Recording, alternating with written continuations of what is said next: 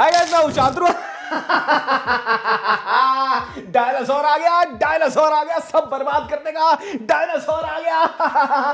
क्या पिक्चर बना दी मियां, क्या फिल्म उतारी है हुजूर तुमने। गूस बम्स आ गए मुझे, ऐसे गूस बम्स, ऐसे गूस बम्स। 22 दिसंबर 2023 को इंडियन सिनेमा की मोस्ट एंटीसिपेटेड फिल्म रिलीज होती है, जिस फिल्म में हमें इंडिया के सबसे बड़े सुपरस्टार और इंडिया का one of the biggest director साथ में कोलैब करते दिखा था। लेकिन जब ये फिल्म थिएटर्स में रिलीज होती है तो इसे नेगेटिव रिस्पॉन्स मिलने लगता है। कोई इस फिल्म को ये कहकर ट्रोल करने लगता है कि अरे क्या ब्लैक एंड व्हाइट फिल्म बना दी है। कुछ लोगों को तो फिल्म समझ ही नहीं आ रही होती, वो कहते हैं कि इतना सस्पेंस, इतने सारे कैरेक्टर्स, भाई कुछ समझ नहीं आ रहा है। और सिर्फ ऑडियंस ही नहीं है, इवन छोटे छोटे घरों में रहने वाले बड़े बड़े यूट्यूबर्स भी इस फिल्म को रोस्ट करके अपनी रोटियां सेकते हैं। बट इस फिल्म की OTT रिलीज के बाद सब बदल जाता है। ये फिल्म लगातार 1 साल तक डिज्नी प्लस हॉटस्टार पर ट्रेंड करती है और जिन यूट्यूबर्स ने इस फिल्म को अपनी रिलीज के टाइम पे रोस्ट किया होता है, अचानक से उनके सुर बदल जाते हैं, वो फिल्म को मास्टरपीस बताने लगते हैं। हिपोक्रेसी की भी सीमा होती है। प्रशांत नील ने खुद कहा था कि KGF से 10 टाइम ज्यादा समय उन्हें लगा था सालार को लिखने में। सालार एक ऐसी फिल्म थी जिसमें भर भर के emotion, action, revenge, power, conspiracy, friendship सब कुछ था। तो ऐसा क्या रीजन था कि रिलीज के टाइम पर यह फिल्म किसी को पसंद नहीं आई और आखिर क्यों ये फिल्म 1000 करोड़ का बिजनेस नहीं कर पाई? And the most important thing कि अब अचानक से ऐसा क्या हो गया कि सबको ये फिल्म पसंद आ रही है। तो अगले कुछ पॉइंट से समझते हैं सालार की क्रोनोलॉजी। तो देखो, ज्यादा टाइम ना गवाते हुए सीधे मुद्दे पे आते हैं। सबसे पहले हम बात करेंगे कि सालार, जिसको आज के डेट में मास्टरपीस बोला जा रहा है, उसी फिल्म को लोगों ने अपनी रिलीज के टाइम पर पसंद क्यों नहीं किया था। इस बात को एक्सप्लेन करने के लिए मैंने थोड़ी रिसर्च की, लोगों के ओपिनियन पढ़े और क्रिटिक्स या यूं कहे self proclaim critics like PJ explained, Suraj Kumar, सान प्रासर एंड 69 अदर्स की रिव्यू वीडियोस भी देखी। और मुझे थोड़ा सा दिमाग घिसने के बाद, इन सब लोगों के ओपिनियन देखने के बाद 3 चीजें बड़ी कॉमन लगी। इस बात को एक्सप्लेन करेंगे क्यों सालार मूवी उस टाइम पे लोगों को उतनी पसंद नहीं आई थी, जिसमें सबसे पहला पॉइंट है कॉम्प्लेक्स वर्ल्ड बिल्डिंग। और जब ये फिल्म रिलीज हुई थी ना, तो इस फिल्म की वर्ल्ड बिल्डिंग को काफी क्रिटिसिज्म फेस करना पड़ा था। लोग इसकी वर्ल्ड बिल्डिंग से क्या प्रॉब्लम है उसी पर बात करने से पहले तो अपना ओपिनियन बता देता हूँ। तो मैं जब ये फिल्म देखने गया था तो मुझे सबसे ज्यादा एक्साइटिंग थिंग इस फिल्म की वर्ल्ड बिल्डिंग ही लगी थी। प्रशांत नील ने काफी अच्छे से खानसार वर्ल्ड को बिल्ड किया था। लोग इसकी वर्ल्ड बिल्डिंग कॉम्प्लेक्स क्यों लगी, इस चीज को बताने के लिए मैं पहले सालार की वर्ल्ड बिल्डिंग को जॉन विक के वर्ल्ड से कंपेयर करना चाहूंगा। जिन लोगों ने जॉन विक देखी है उन्हें पता होगा कि जॉन विक की मूवीज में गैंगस्टर वर्ल्ड को सबके अपने अपने रूल्स होते हैं, उनके अपने होटल्स लाइक कॉन्टिनेंटल और इवन गैंगस्टर वर्ल्ड में उनकी एक करेंसी भी होती है। और लोगों को जॉन विक का वर्ल्ड बिल्कुल भी कॉम्प्लेक्स नहीं लगता, क्योंकि वो उस वर्ल्ड को धीरे धीरे एक्सप्लेन करते हैं। लाइक जॉन विक 1 में गैंगस्टर वर्ल्ड को कुछ रूल्स बता दिए जाते हैं, जॉन विक 2 में थोड़े रूल्स और बता दिए जाते हैं, जॉन 3 एंड 4 में थोड़े रूल्स और ज्यादा ऐड कर दिए जाते हैं और पब्लिक को धीरे धीरे करके उस पूरे वर्ल्ड के बारे में एक्सप्लेन किया जाता है। तो बेसिकली वो हर मूवी में थोड़ी थोड़ी चीजें बताते हैं और इसीलिए वो वर्ल्ड लोगों को इतनी इजीली समझ में भी आ जाती है। बस सालार में एक साथ ही बहुत सारी चीजें एक्सप्लेन करने का ट्राई किया जाता है, बहुत सारे कैरेक्टर्स दिखा दिए जाते हैं, उस वर्ल्ड का भूगोल, इतिहास, विज्ञान सब एक ही बार में बता दिया जाता है। जैसे कि उस वर्ल्ड का नाम होता है खानसार, जहाँ 3 ट्राइब्स होती है, मन्नार, सोयंगा एंड घनियार। इवन उनका खुद का कॉन्स्टिट्यूशन भी होता है। अब इतने सारे कैरेक्टर्स होते हैं जिसके बारे में नरेशन देने के बाद कहानी एक अलग ही मोड़ से शुरू होती है, जहाँ देवा या सालार यानी प्रभास अपनी माँ के साथ छुप के रहता है और ऑल ऑफ अ सडन कहानी में पता चलता है कि खानसार का असली राजा देवा का दोस्त वर्दा नहीं बल्कि देवा यानी प्रभास खुद है। इसी भी श्रुति हसन की एंट्री हो जाती है और भी काफी सारे कैरेक्टर्स आ जाते हैं। मतलब भाई सिनेफाइल्स का तो चलो ठीक है, लेकिन एक नॉर्मल ऑडियंस का भेजा हिल जाता है।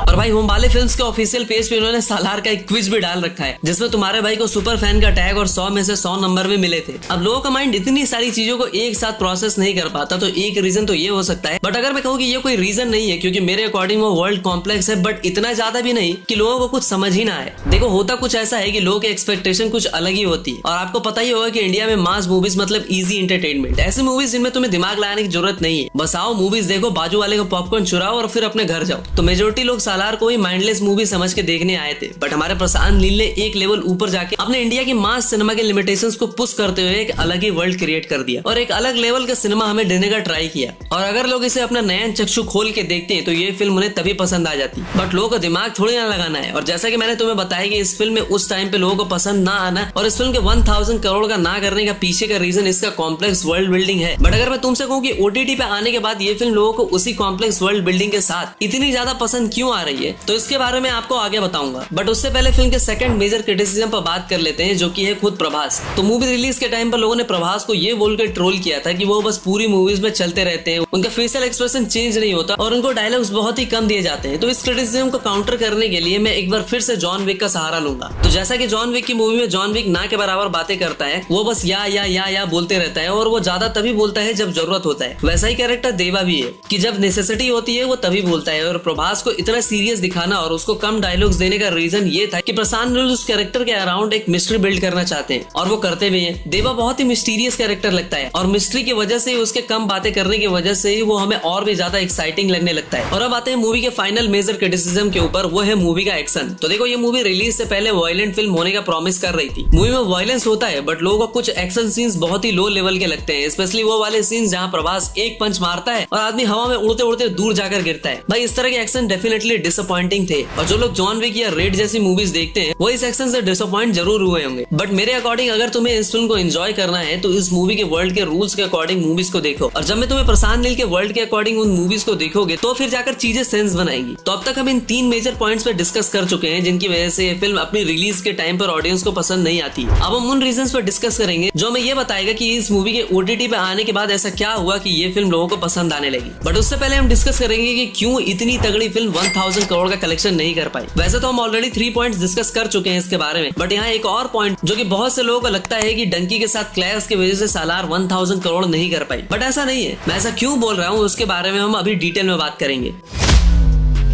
बहुत लोगों का मानना है कि सालार 1000 करोड़ इसलिए नहीं कर पाई क्योंकि उसका क्लैश डंकी के साथ हुआ था और क्लैश में 1000 करोड़ का कलेक्शन करना is next to impossible. But अगर मैं तुमसे कहूं कि सालार क्लैश में भी 1000 करोड़ करने का पोटेंशियल रखती है बट फिर भी वो 1000 करोड़ किसी रीजन की वजह से नहीं कर पाई, उस पर बात करने से पहले मैं तुम्हें एक डेटा दिखाता हूँ। 2024 में स्त्री 2 3 मूवीज के साथ क्लैश करके रिलीज होती है और ऑलमोस्ट 900 करोड़ का बिजनेस करती है। अब तुम खुद ही सोच सकते हो कि एक साथ 4 मूवीज रिलीज होने की वजह से स्क्रीन डिवाइड हो गई थी, फिर भी ये फिल्म 900 करोड़ का बिजनेस करके जाती है और यहाँ अगर 1000 करोड़ के काफी आसपास होता है। मैंने स्त्री 2 का एग्जांपल बस इसलिए दे रहा हूँ ताकि तुम्हें बता सको कि क्लैश में भी 1000 करोड़ करना पॉसिबल है और प्रभास जैसे मेगा स्टार की फिल्म हो तो डेफिनेटली पॉसिबल है। बट सालार ने 1000 करोड़ इसलिए नहीं किया क्योंकि इसके मल्टीपल रीजन है। पहला रीजन तो ये है कि हिंदी पब्लिक को ये फिल्म उतनी ज्यादा अपीलिंग ही नहीं लगी और क्यों पसंद नहीं है उस पर हम ऑलरेडी स्टार्टिंग में बात कर चुके हैं। तो पब्लिक में इस मूवी को मिक्स्ड रिव्यू मिलना एक मेजर रीजन है। ऊपर से जितने भी बड़े बड़े क्रिटिक्स है यूट्यूब पे, उनमें से काफी सारे सो कॉल्ड क्रिटिक्स ने सालार को नेगेटिव रिव्यू दिया। देखो, नेगेटिव रिव्यू से कोई प्रॉब्लम नहीं है क्योंकि चलो ठीक है, क्या पता उनको सच में फिल्म पसंद ना आई हो, बट बहुत से लोग ऐसे थे जिन्होंने मूवी को हेल्दी वे में रिव्यू करने की जगह रोस्ट कर डाला, जिसकी वजह से इस फिल्म का मिक्स्ड रिव्यू धीरे धीरे नेगेटिव में बदलने लगा। ऊपर से फिल्म का क्लैश था डंकी के साथ, जिसकी वजह से प्रभास और SRK के फैंस में एक अलग ही फैन वॉर चल रहा था। तो दोनों फैंडम एक दूसरे की मूवी के अगेंस्ट नेगेटिविटी स्प्रेड कर रहे थे और उस नेगेटिविटी की वजह से ही सालार को इफेक्ट भी हुआ। मूवी के अराउंड इतनी नेगेटिव रिव्यूज देख के बहुत से लोगों ने सालार मूवी को थिएटर में जाकर देखने का प्लान ही कैंसिल कर दिया। तो मेरे अकॉर्डिंग अगर मूवी का word of mouth extremely positive होता तो मूवी के अराउंड ज्यादा नेगेटिविटी नहीं होती। ये फिल्म क्लैश में भी 1000 करोड़ कमाने का पोटेंशियल रखती है, बट कोई बात नहीं, उस टाइम पे 1000 करोड़ चलो ये फिल्म नहीं कर पाई, लेकिन इसका सेकंड पार्ट सीधा 2500 करोड़ कमाएगा। वो कैसे, वो तुम्हें आगे बताऊंगा। और साथ ही साथ ये भी बताऊंगा कि OTT रिलीज के बाद ऐसा क्या हो गया कि जिन लोगों को ये फिल्म समझ नहीं आ रही थी वो उनको मास्टरपीस लगने लगी।